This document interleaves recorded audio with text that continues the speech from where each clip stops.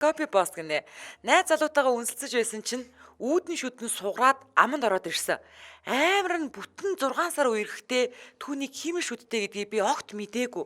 Бүр амар нь манай найз залуу бүр 4 химэн шүдтэй байсан. Тэгээ яасан бэ гэж юу? Найз залуу ичих зүгтаад харин би түүнийг алдмааргүй байсан болохоор араас нь гүүсээр агаад авцуулсан да.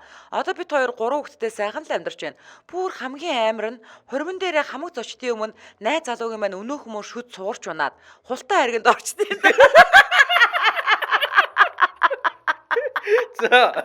Бид хоёрын нүр чавга шиг улаагаад сүн төшөж ясан сүнчтэй хэлхийг хэд оролцсон ч жаахан албан байсан сүнч маань юу ч ойлгоогүй хултай харгийг ирсэн зочдод ториусаар л байсан гинэ. Яана нөгөө химэн ингээд уугаадсан байж тээ.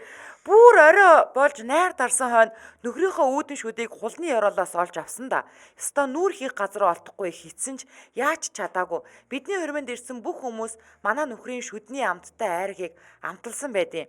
Тэр явдлаас хойш 10 жил өнгөрчтэй. Одоо ч гэсэн би айлын найранд очиж хултай хайрыг ирэх болгоно хин нэгний шүд ёроолд нь байх үедээ гэж их л сэжгэлдэг дээ.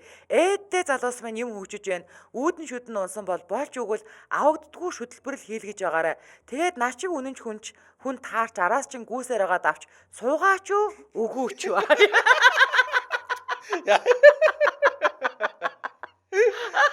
10 жилийн өмнө аргагүй арга. Одоо нэг шиг наалт маалт байсан биш үү нэрээ.